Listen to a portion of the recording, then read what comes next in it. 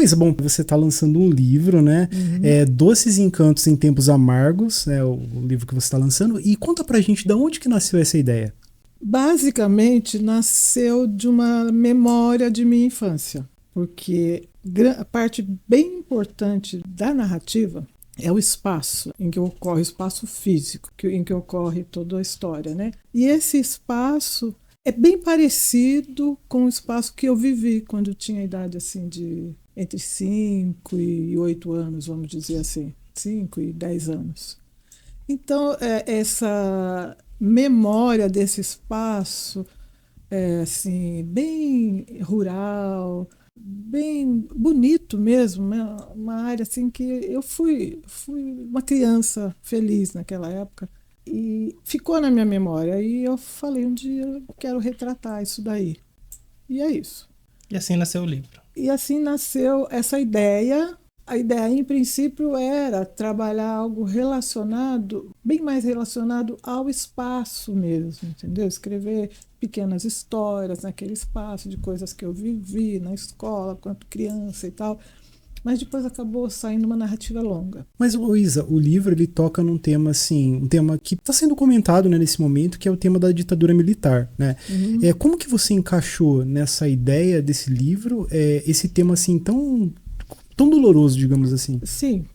Na verdade, não tinha como, não tem como não encaixar, porque é um momento histórico, né? E a história se passa naquele momento. Então acaba sendo um pano de fundo para a história. Não é a base, mas tem muito. Tem uma certa profundidade ali de interferência na vida das pessoas, até na zona rural. O que eu considero até que seja algo inusitado, que eu mesma não me lembro de ter lido nada até hoje que mostre nuances da literatura, nuances da ditadura, um lado da ditadura relacionada com a zona rural.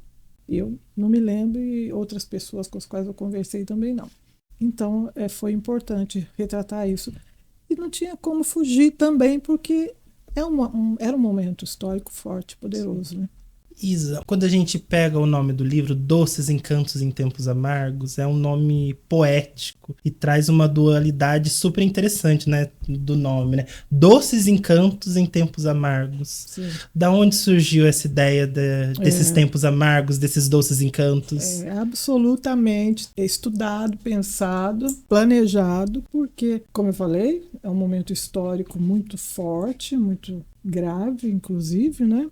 Mas como ele se passa numa região que fica distante desse processo, do processo político, né? As pessoas nessa região, nessa área rural, não tem ainda até hoje, muito interesse pela política. E essa região, essa área, como eu disse antes, é extremamente encantadora. Sim. Há personagens encantadores.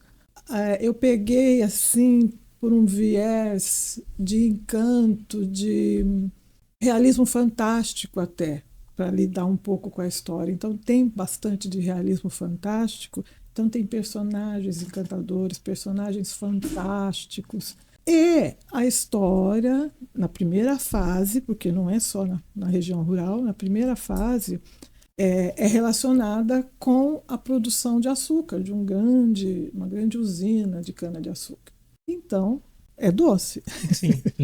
Não é? Sim. Além da doçura, da própria parte poética da história, tem a doçura do povo e a doçura da própria cana-de-açúcar retratada aí em contraponto com o momento que era realmente extremamente amargo. Hoje, algumas pessoas com pouca memória ou que não tiveram a oportunidade de saber disso, não consideram sendo como um período amargo, mas foi bem amargo. Muito amargo. E até mesmo engraçado, porque até se você pegar a história da cana-de-açúcar, mesmo sendo uma coisa doce, tem muita trajetória amarga nesse processo, né? Sim. Todos os engenhos do açúcar, Sim. A escravidão. Sim. Então, existe essa dualidade mesmo em regiões açucareiras do Brasil, Sim. não é mesmo? E a história, ela, na primeira fase, em toda a história, são herdeiros, basicamente herdeiros dessa tradição, Sim. da tradição dos grandes cafeeiros, dos grandes engenhos de açúcar, e são herdeiros mesmo dessa escravidão. Então a própria personagem é uma herdeira da escravidão. Sim. Ela é neta de escravos.